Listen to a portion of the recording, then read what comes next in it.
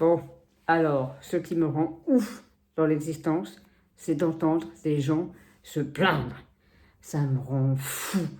J'ai envie de leur mettre un coup de boule, leur dire mais arrête de te plaindre, stop. Et pourtant, le fait de dire ce qui ne va pas, le fait de sortir ce qui est difficile, ce qui est pénible, c'est absolument indispensable et nécessaire. Alors, la vraie question, c'est comment trouver la justesse entre les deux et comment résoudre cette espèce de paradoxe s'il a besoin d'être résolu, évidemment. Avant d'aborder le sujet, je pense que c'est important de bien comprendre ce que c'est que la plainte. Le fait de se plaindre, c'est la manifestation d'une souffrance, d'une douleur, mais elle se caractérise par un excès à son égard. C'est-à-dire qu'il y a la douleur, il y a ce qui nous embête, mais on l'entoure de encore plus de souffrance, de douleur, ce qui fait qu'à un moment donné, on, on fixe ce qui ne va pas et on finit par ne plus vouloir le changer. Et donc, on remet la faute sur l'extérieur et on ne veut plus remettre en cause sa perception des choses, sa perception du monde. Ce qui fait que petit à petit, on s'enterre, on se fixe à un endroit et plus rien ne change, plus rien ne bouge, et ce qui fait qu'on s'enterre soi-même. Alors, malgré tout, encore une fois, dire ce qui ne va pas, dire ce qui pose problème, c'est une étape absolument indispensable et absolument nécessaire pour avancer.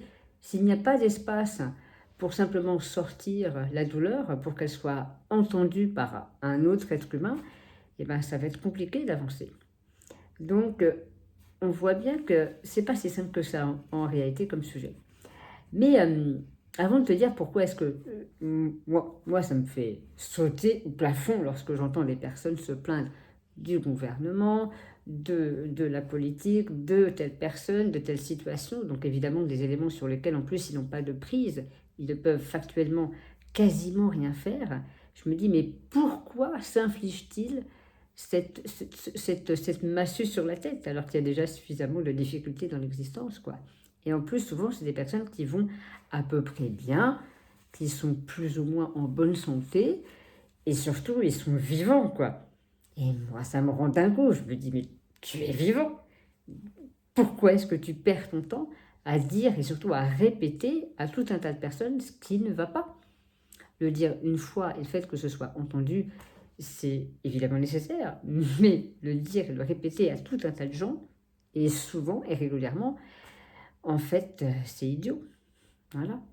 Alors, j'ai une expérience, moi, très singulière avec la plainte, c'est que j'ai posé cette question plein de fois à des personnes qui ont la même maladie que moi, la maladie de Fanconi, cette question toute bête qui est de quoi tu as envie, qu'est-ce qui te branche en ce moment, quel est le projet qui t'enthousiasme, qu'est-ce que tu as envie de faire dans les prochains jours, dans les prochaines semaines.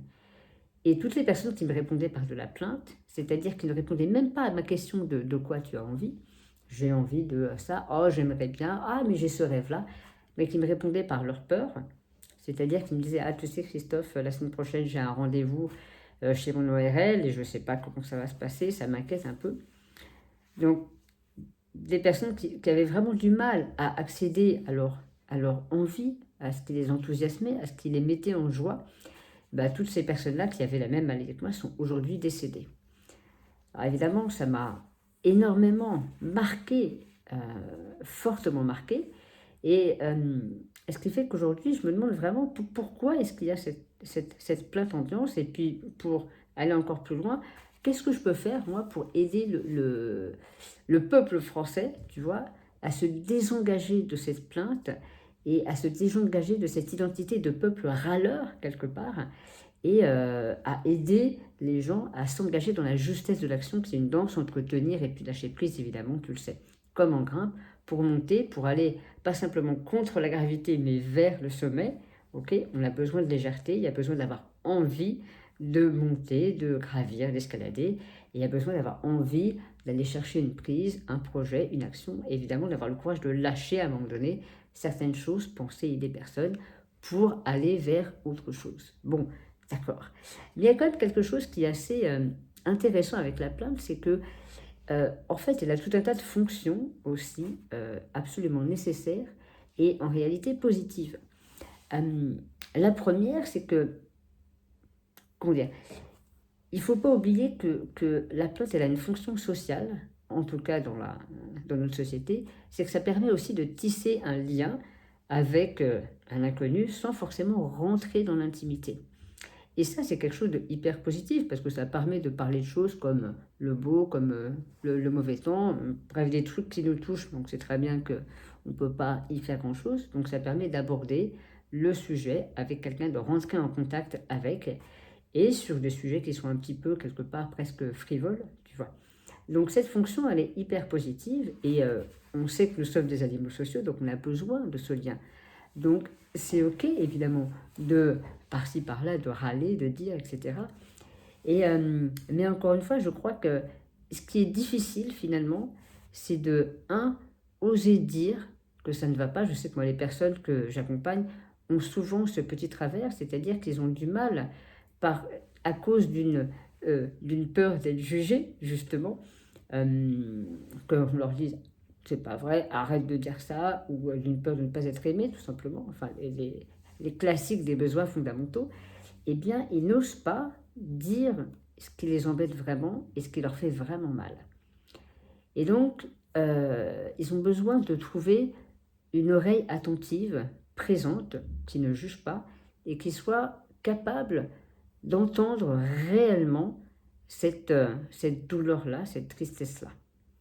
Et souvent, une fois qu'elle a été réellement entendue, qu'elle a été partagée avec une autre humanité, parce que des corps se sont rencontrés, parce que deux êtres humains se sont rencontrés, à ce moment-là, on peut passer à autre chose.